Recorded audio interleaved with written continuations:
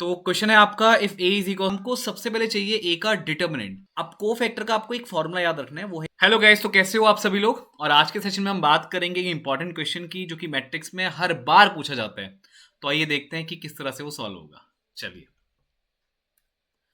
तो क्वेश्चन है आपका, if A is equal to this, तो फाइंड ए इनवर्स। और उसके बाद आपको बोला है hence solve the system of equations x plus y plus z is equal to 6, x plus 2z is equal to 7, और उसके बाद है 3x plus y plus z is equal to 12।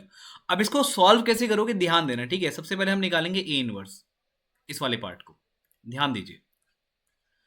तो ए इनवर्स के लिए हमको सबसे पहले चाहिए ए का डिटर्मिनेंट। और जो ए का डिटर्मिनेंट है ना, आप किसी भी तरह से निकाल सकते हो।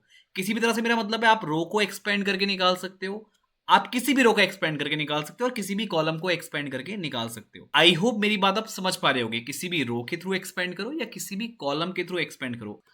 अब डिटरमिनेंट जब आप सॉल्व करोगे, सॉल्व करके आपका 4 निकल के आ जाएगा। मैंने यहाँ पे इसको फर्स्ट रो के अलॉन्ग एक्सपेंड किया है, उससे मेरा आंसर 4 निकल के आया। अब आगे बढ़ते हैं।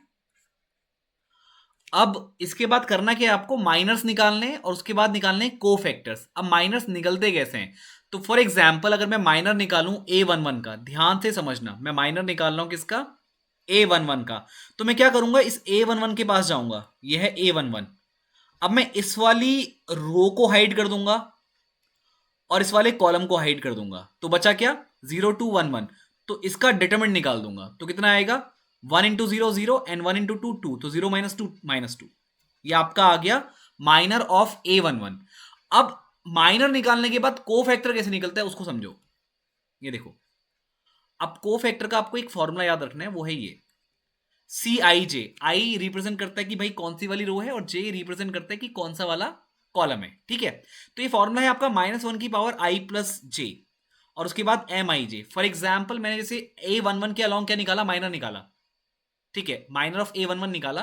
तो अगर मैं को फैक्टर ऑफ A11 निकालूं तो क्या निकलेगा, C11। आई और जे बने, आई और जे यहाँ पे 1 है, तो -1 की पावर 1 + 1, आई की वैल्यू 1 और जे की वैल्यू भी 1, और ये आ गया 1 1, क्योंकि मैंने आई और जे की जगह 1 1 रख दिया। तो M11 ऑलरेडी मुझे पता है कितना है भाई, -2, ठीक है। तो जब आप इसको सिंप्लीफाई करोगे, यहाँ पे -1 की पावर 2 आ जाएगी, जो माइनस का 2 मिलेगा। इसी तरह आप सारे को फैक्टर निकाल सकते हो, यानी A11 मैंने निकाला है, सॉरी मैंने M11 निकाल के दिखाया आपको, C11 निकाल के दिखाया, ध्यान से समझना मेरी बात को। मैंने आपको A11 के अलॉन्ग माइनर निकाल के दिखाया और को फैक्टर निकाल के दिखाया। इसी तरह आप सारे माइनर्स निकाल सकते हो और सारे को फैक्टर निकाल सकते हो। जब सारे को फैक्टर्स आप निकाल दोगे, उसके बाद जो आपको मैट्रिक्स मिलेगी को फैक्टर्स की, वो कुछ इस तरह दिखेगी, ध्यान से देखना। तो ये आपके को फैक्टर्स की क्या है, मैट्रिक्स है, ठीक है। अब निकालना है आपको एडजॉइन ऑफ ए, और वो कैसे निकलेगा, इधर ध्यान दो। अगर आप इस को फैक्टर वाली मैट्रिक्स का ट्रांसपोज निकाल दोगे, तो आपको क्या मिल जाएगा, एडजॉइन ए, ठीक है। तो ये आपका क्या आ गया, एडजॉइन ए। अब ए इनवर्स का फॉर्मूला क्या होता है, A inverse is equal to 1/a का डिटर्मिनेंट इनटू एडजॉइन ए, बस। अब यहां पे मैंने जो डिटर्मिनेंट ए की वैल्यू वहां पे रख दी है, और एडजॉइन ए की वैल्यू ये है। इसको सिंप्लीफाई करोगे आपका आंसर आ जाएगा, यानी ए इनवर्स आपका निकल चुका है, और यही आपका क्या है, आंसर है। अब उसने बोला है कि भाई आपको लीनियर इक्वेशन को सॉल्व ही करना है, यानी आपको एक्स वाई जेड की वैल्यू निकालनी है। मेरी बात को ध्यान से समझना। ये तो आपने फर्स्ट पार्ट को सॉल्व कर दिया, लेकिन अब आपको निकालनी है अननोन की वैल्यू। आपको इक्वेशंस को सॉल्व करना है, इक्वेशन को सॉल्व करना है, मतलब जो इक्वेशंस में अननोन है, अननोन के हैं एक्स वाई जेड, तो वो आपको निकालने हैं। वो कैसे निकालोगे उस पर ध्यान दो। ये देखो, अब देखो, ये आपको मालूम है A X is equal to B, यानी आपकी जो इक्वेशन का फॉर्मेट है उसमें क्या है, देखो आपके पास 3 इक्वेशंस हैं। जब उनको मल्टीप्लाई करोगे, मल्टीप्लाई करने का मेरा मतलब आप समझो, मैं बताता हूं। यहां पे जो x है,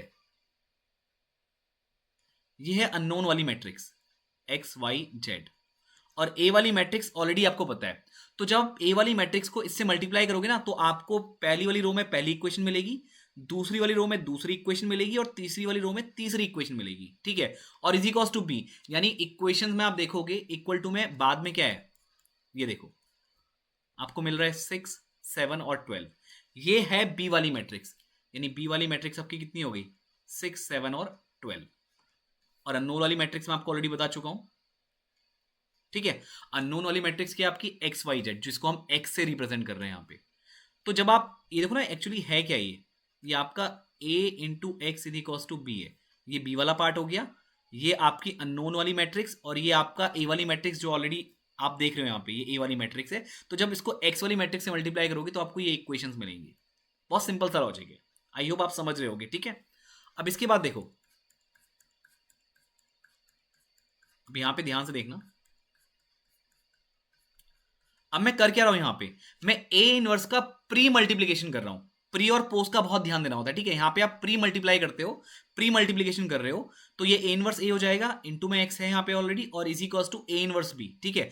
अब ये ए इनवर्स ए क्या हो जाएगा, आपका आइडेंटिटी मैट्रिक्स। यानी जब आप इसको ए इनवर्स को ए से मल्टीप्लाई करोगे तो आपको एक आइडेंटिटी मैट्रिक्स मिलेगी सेम ऑर्डर की, ठीक है।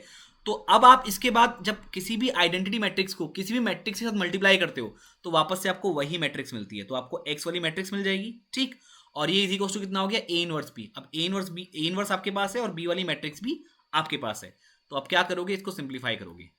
तो एक्स इज इक्वल टू यहाँ पे मैंने ए इनवर्स की वैल्यू लिख दी और ये बी वाली मैट्रिक्स है।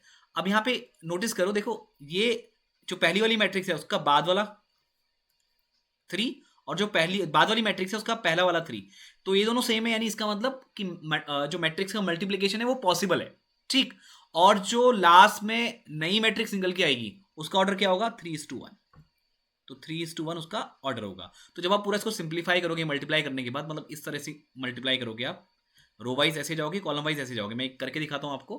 तो जैसे -2 इंटू 6 है तो -12 आया, और नीचे अपॉन में 4 भी है, इसको मैं लास्ट में यूज कर लूंगा, ठीक है। अब 0 इंटू 7 करोगे तो 0 आएगा।